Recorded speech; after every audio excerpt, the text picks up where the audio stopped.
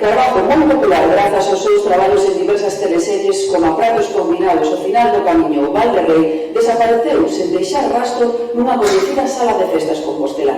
As autoridades teñen un axuste de contas por motivos relacionados coas drogas.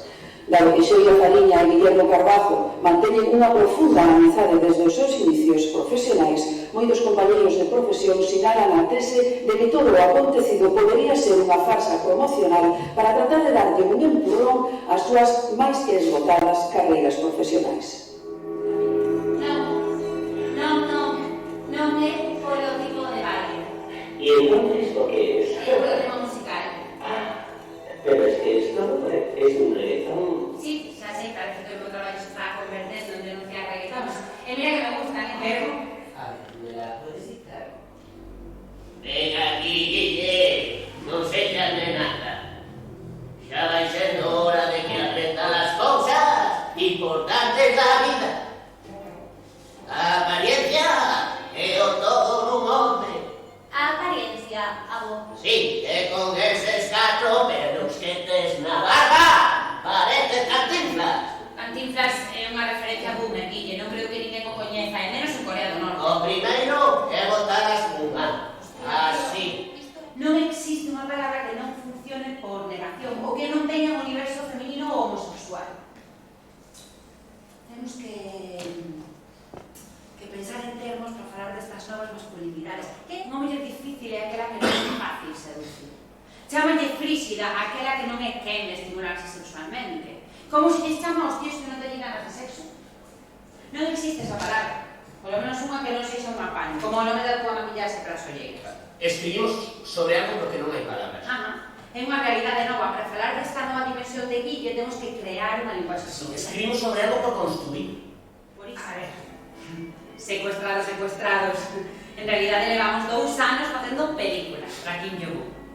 Secuestrar.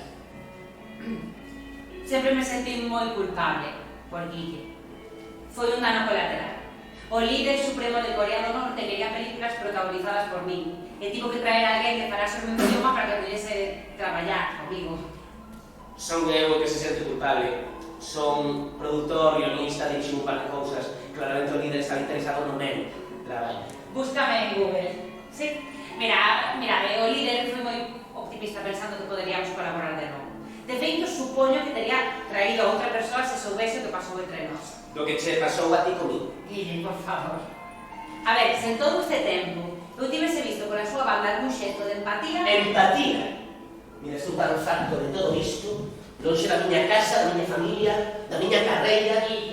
En Galicia non éramos ninguén. Teníamos que ter continuado co teatro aí, éramos moito máis felices, o teatro nunca nos fallou. A min, eu gustaba de menos facer audiovisual. A min gustame facer cine e televisión. O líder ofrecernos unha oportunidade, un salvavidas. A cambio da nosa liberdade. E que? Aquí somos estrelas, tío. Sempre igual, e cando ves a oportunidade de destacar non podes evitarlo. Vives atento a unha mellor oferta. A que ven iso? É como cando te chamaron para a casa. Sabía que todo este numerín era para sacar o tema da caza. Manda cara! E agora non estás a facer o mesmo? O que?